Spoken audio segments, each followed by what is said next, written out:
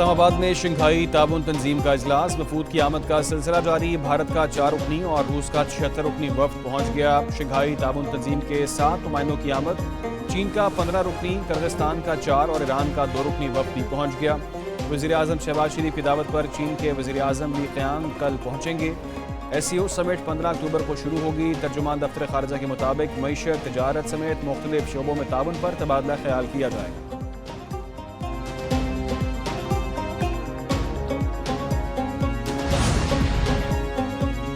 کاروباری سرگرمیوں کے فروغ کے لیے اصلاحات جاری ہیں۔ غیر ملکی صنعت کار سرمایہ کاری کے مواقع اور مراحل سے فائدہ اٹھائیں۔ چیئرمین سینٹ یوسف رضا گیلانی کا تقریب سے خطاب، کہا کہ ملکی ترقی میں اقتصادی راہداری منصوبے کا اہم کردار ہے۔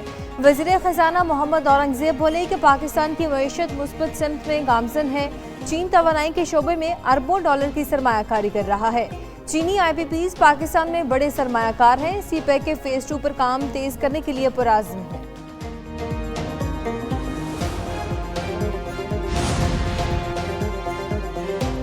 SCO کانفرنس کے لیے عالمی رہنماؤں کی آمد خوش آئند۔ وزیر اطلاعات عطا تارڑ کہتے ہیں چینی وزیر اعظم کا دورہ گیم چینجر ثابت ہوگا۔ دنیا نے جان لیا پاکستان میں سرمایہ کاری کے مواقع موجود ہیں۔ سعودی عرب پاکستان میں 2.2 ارب ڈالر کی سرمایہ کاری کرے گا۔ ملک میں IT برآمدات 3.2 ارب ڈالر تک پہنچ گئیں۔ شرح سود میں کمی سے معاشی استحکام آ رہا ہے۔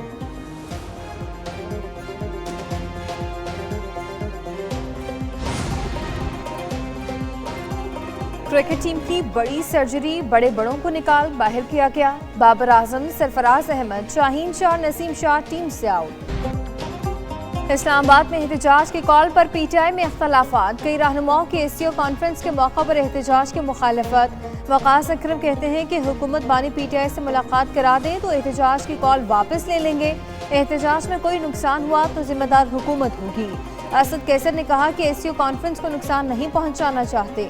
بانی PTI کی صحت پر تشویش ہے، ذاتی معالج کو ملاقات کی اجازت دی جائے۔ PTI رہنماؤں کی بانی چیئرمین سے ملاقات کی درخواست وزارت داخلہ کو موصول۔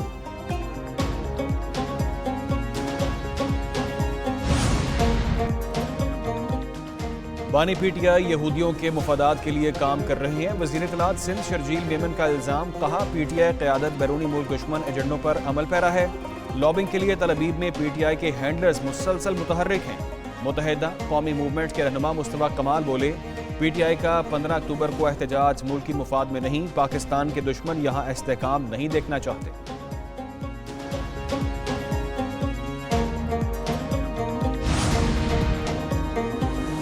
کراچی میں دفعہ 144 کے خلاف ورزی پر پولیس کی کارروائیاں، 3 تلوار کے علاقے سے خاتون سمیت کئی افراد کو حراست میں لے لیا۔ ایڈیشنل IG کراچی جاوید عالم اوڈھو کا مختلف علاقوں کا دورہ، کہتے ہیں کہ اسلام آباد میں شنگھائی کانفرنس ہو رہی ہے۔ سیاسی جماعت سے کہا ہے کہ 17 اکتوبر کے بعد احتجاج کیا جائے۔ دفعہ 144 کی خلاف ورزی نہیں کرنے دی جائے گی، کسی نے قانون ہاتھ میں لیا تو کارروائی ہوگی۔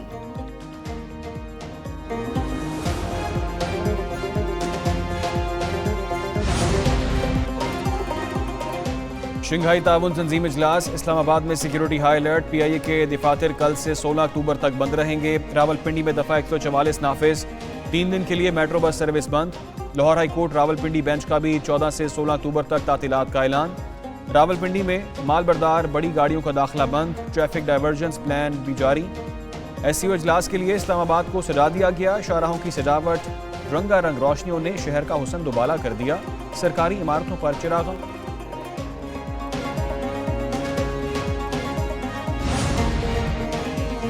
حکومت آئینی ترمیم پر اتفاق رائے کے لیے کوشاں، MKM نے مجوزہ ترمیم کی مشروط حمایت کر دی۔ آئینی ترمیم کی حمایت کے لیے بلدیاتی اداروں کو اختیارات دینے کا مطالبہ۔ میڈیا سے گفتگو میں وفاقی وزیر احسن اقبال نے کہا کہ آئینی ترمیم کی کوئی نفی نہیں کر سکتا۔ PTI حکومت جانے کے بعد چند ججوں نے آئین کو دوبارہ تحریر کیا، عدلیہ کو سیاسی تنازعات سے دور رکھنا چاہتے ہیں۔ آئینی ترمیم کی منظوری کے بعد بلدیاتی معاملے پر مشاورت بھی کی جائے گی۔ سربراہ MKM خالد مقبول صدیقی نے کہا کہ حکومت کو اپنے مطالبات پیش کر دیے ہیں۔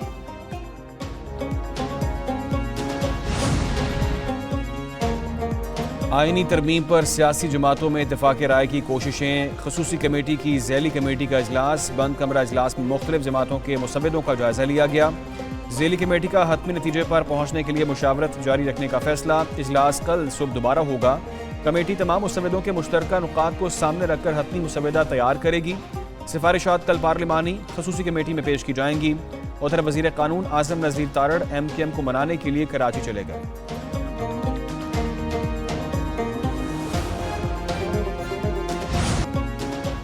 عوام ہو جائیں ہوشیار، پیٹرول کی قیمتیں ایک بار پھر بڑھنے کو تیار۔ 16 اکتوبر سے پیٹرولیم مصنوعات کی قیمتوں میں 10 روپے تک اضافے کا امکان۔ پیٹرول 3 روپے 95 پیسے اور ڈیزل کی قیمت میں 10 روپے 26 پیسے فی لیٹر اضافہ ہو سکتا ہے۔ پیٹرولیم مصنوعات کی قیمتوں کی حتمی منظوری وزیر اعظم دیں گے۔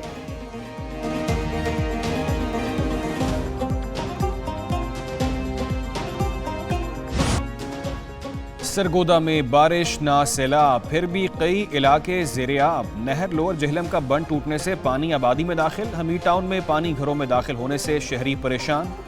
واقعے پر انتظامیہ کی فوری کارروائی، ہیڈ ورک سے نہر کو بند کرا دیا۔ مزید آبادیوں کو بچانے کے لیے شگاف ڈال کر پانی کا رخ کھیتوں کی طرف موڑ دیا گیا۔ علاقہ مکینوں کے مطابق گھروں میں پانی داخل ہونے سے بہت نقصان ہوا ہے۔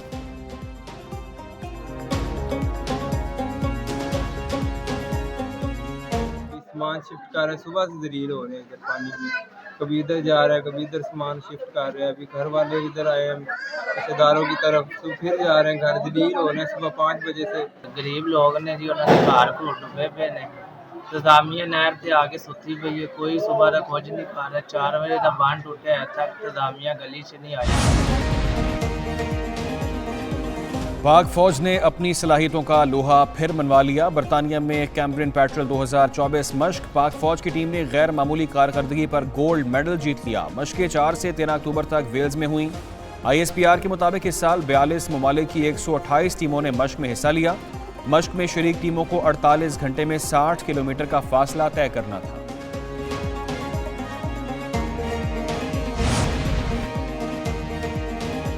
شاہ رخ اور سلمان میں صلح کرانے والے بابا صدیقی کو قتل کر دیا گیا۔ بھارتی مسلمان سیاستدان اور مہاراشٹرا اسمبلی کے سابق رکن بابا ضیاء الدین صدیقی کو ممبئی میں گولیاں مار دی گئیں۔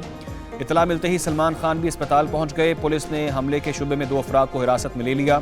بدنام زمانہ لارس بجنوئی گینگ نے فیس بک پوسٹ پر قتل کی ذمہ داری قبول کر لی۔ بابا صدیقی کی بالی ووڈ کے کئی مشہور اداکاروں سے دوستی تھی۔